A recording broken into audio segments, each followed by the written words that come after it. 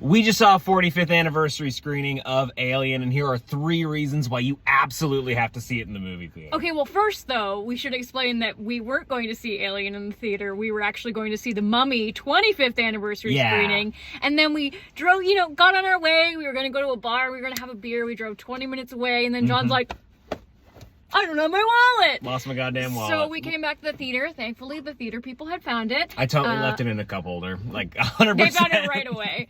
And then we just bought tickets to see Alien. And fuck it. Yeah.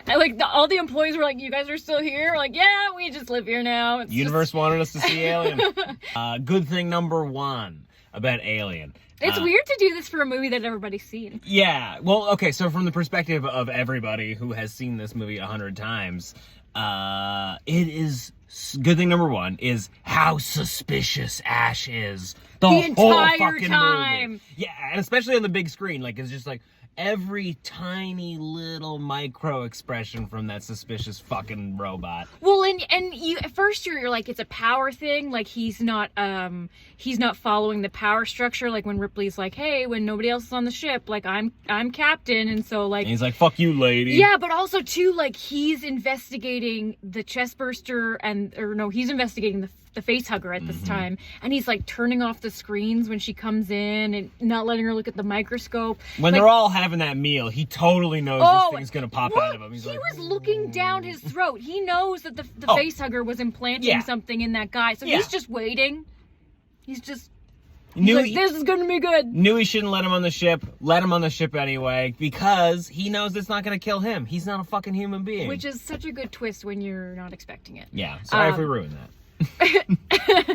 Good thing number 2, I'm gonna say, and this is one that comes really in like those later watches when you really have time to like explore and not be so like awestruck by like the expansiveness of it, is the alien ship itself and how everything is so like organic in there, and it's so cool to see it on a big screen because it's juxtaposed by the slow like methodic opening of where we're really introduced to what the human ship looks like. Oh yeah, in the beginning of the movie, you leaned in, you're like, this is like a fucking opera. I like, this is so fucking cool. And when they all wake up from their pods, it's just really well done. But it looks so great when you compare it immediately with them investigating the alien ship, because it is completely different. Like, whereas the human ship is all like futuristic and like right angles and square, like everything's like a hexagon. Yeah. And then in the other ship, it's all organic. Like, we're walking through like vertebrae to get to the main center. Yeah. But also what I love even more,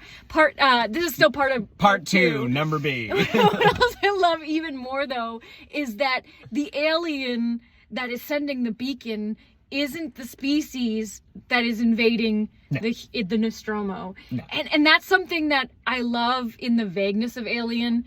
I guess they kind of explore that more maybe they sure do. In the future installments that don't exist in my brain canon. You want that to remain vague? You gotta ignore those other movies. But I love that it's just this...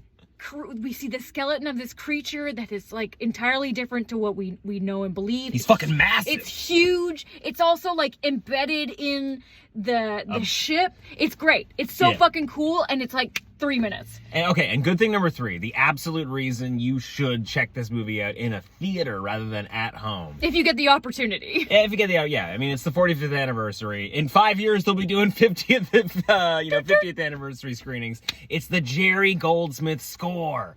It is so fucking good. I think the score also lends to that operatic quality because they really use silence and loudness in like such a wonderful way. Yeah, and like it's got that sort of interstellar mystery, like we're investigating something unknown. So moody. And it just but then it shifts and mutates, it evolves into something 3 different forms. Haunting and terrifying. I listen to the score all the time. Sometimes when I'm writing, because it's just like really good background music. I could just picture you like bum bum bum.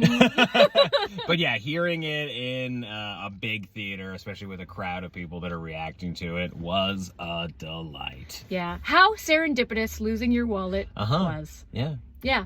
So we saw Alien, and that's what we thought. Those are 3 good things, and I have like 1,000 more, but this has already been a really long video, and we have to drive home. So bye!